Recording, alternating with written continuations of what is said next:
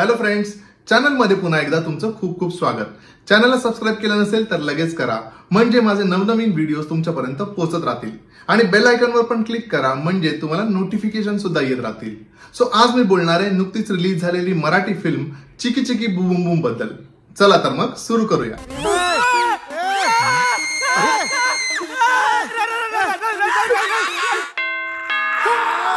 बोलूया या फिल्मच्या कथेबद्दल.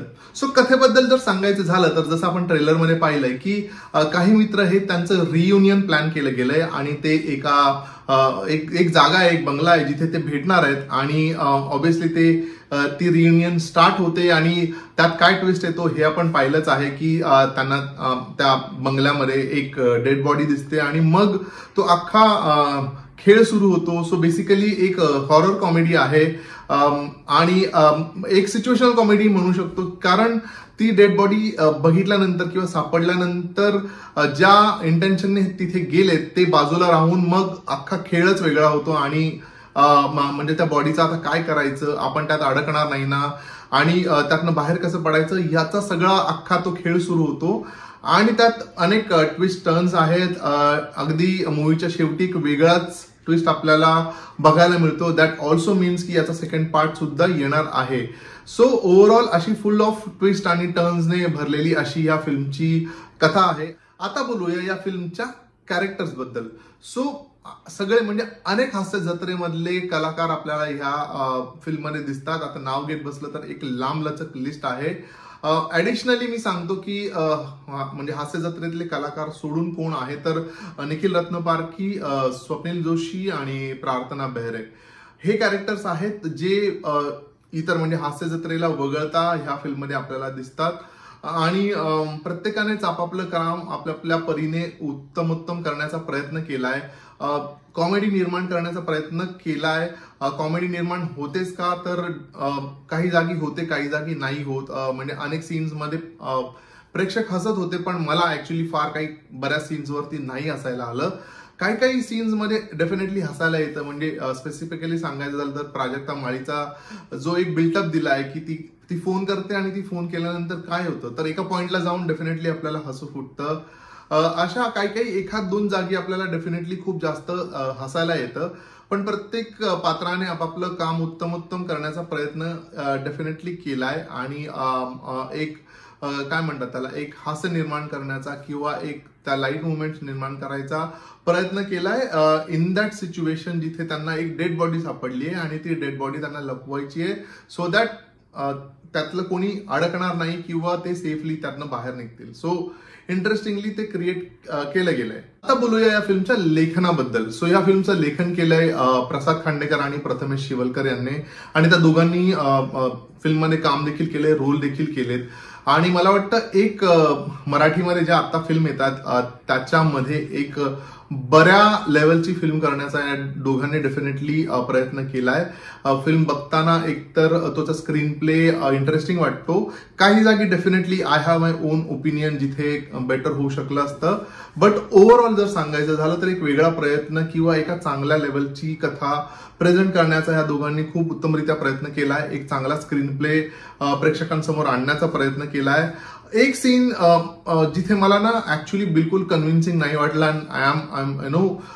मी ते बोलून दाखवतोय किंवा सांगतोय, ते म्हणजे जिकडे सचिन गोस्वामी येतात आणि त्याच्यानंतर तो जो अख्खा सिक्वेन्स आहे जिथे ती डेड बॉडी म्हणजे प्रसाद खांडेकर च्या बरोबर असते आणि ऑपोजिटला म्हणजे सचिन गोस्वामी आहेत किंवा त्यांची जी मुलगी आहे त्यांना ते कन्व्हिन्स करायचा प्रयत्न करतात की ती जिवंत व्यक्ती आहे, आणि ते ऍक्च्युली बिलकुलच कन्व्हिन्सिंग नाही वाटत. त्यामुळे ना तो एवढं असं वाटतं त्यावेळी की प्रेक्षकांना ग्रांटेडच घेतलं गेलं की एवढं व्हिज्युअली जर मला समोर दिसत असेल की ती डेड बॉडी आहे, ती काही बोलत नाहीये, तिच्याकडून काही रिॲक्शन येत नाहीये, आणि तरी मी कन्व्हिन्स होतोय की it's a dead body.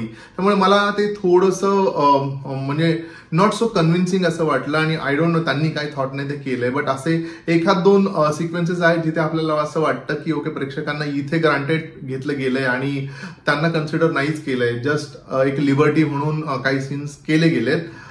Baring that मला वाटतं ओव्हरऑल एक चांगली फिल्म लिहिण्याचा त्यांनी प्रयत्न केला, एक चांगला स्क्रीन प्ले आपल्यासमोर प्रेझेंट करण्याचा एक उत्तम प्रयत्न केलाय असं मी नक्की म्हणू शकतो. आता बोलूया या फिल्मच्या दिग्दर्शनाबद्दल. सो या फिल्मचं दिग्दर्शन केले प्रसाद खांडेकर याने, आणि मला वाटतं त्याने याच्या आधी एक फिल्म केली आहे जी मी पाहिली नाही, त्यामुळे मला त्याबद्दल माहिती नाही ती फिल्म कशी होती. बट या फिल्मबद्दल बोलायचं झालं तर मला वाटतं एक चांगला स्क्रीन प्ले, एक चांगली एंगेजिंग कथा प्रसाद खांडेकरने डेफिनेटली प्रेक्षकांसमोर आणण्याचा प्रयत्न केलाय. काही जागी कथा लूज होते आणि आपण म्हणजे आपला इंटरेस्ट जाऊही शकतो, असं काही सीन्स आहेत. बट ओव्हरऑल मला वाटतं एक वेगळा प्रयत्न करायचं त्याने नक्की ट्राय केलंय. आणि एक दिग्दर्शन म्हणायचं झालं तर प्रत्येक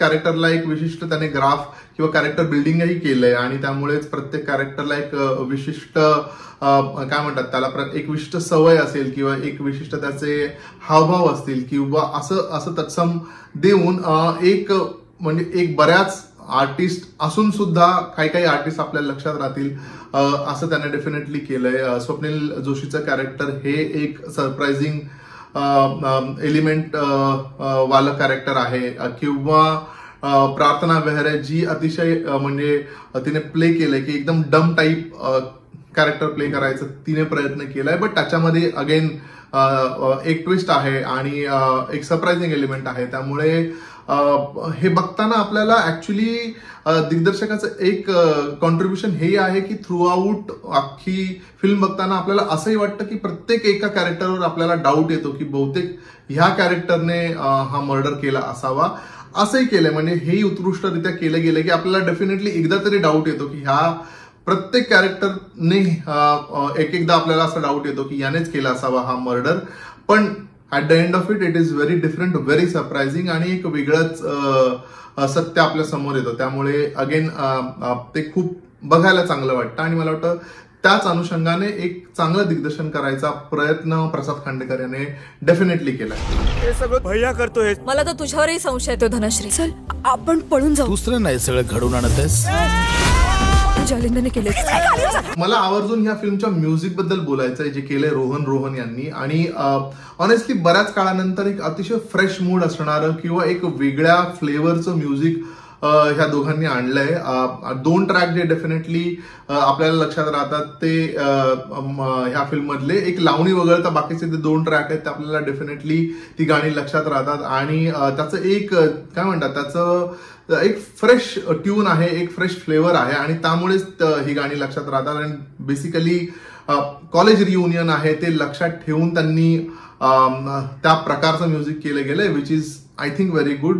बॅकग्राऊंड स्कोरही खूप छान केला गेलाय. त्यामुळे ओव्हरऑल म्युझिकचा एक इम्पॅक्ट ह्या फिल्ममध्ये आपल्या डेफिनेटली लक्षात राहतो.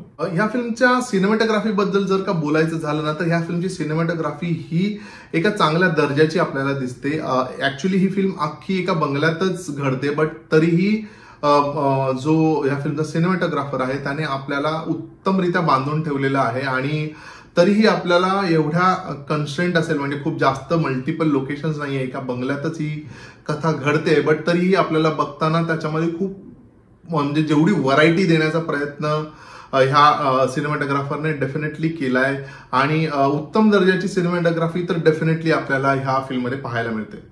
ओव्हरऑल सांगायचं झालं ना तर हल्ली म्हणजे मराठीमध्ये ज्या टाईपच्या फिल्म्स येतात जिथे प्रोडक्शन व्हॅल्यू अतिशय लो असते किंवा लॉट ऑफ कॉम्प्रोमाइजेस असतात, तर मला वाटतं त्याच्यामध्ये ह्या फिल्मची प्रोडक्शन व्हॅल्यू डेफिनेटली चांगली आहे.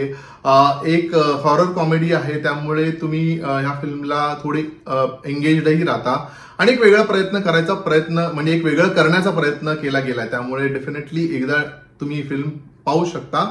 एकच फक्त मला असं वाटलं की फिल्मचं नाव चिकी चिकी बुबुम बुम का ठेवलं गेलं असावं, आणि ते फिल्मचं नाव ठेवलंय म्हणून त्यांनी त्या फिल्ममध्ये त्याची डोरबेलचा जो आवाज असतो तोही त्या चिकी चिकी बुबुम बुम क्रिएट केला गेला, जे मला अतिशय फनी वाटलं होतं.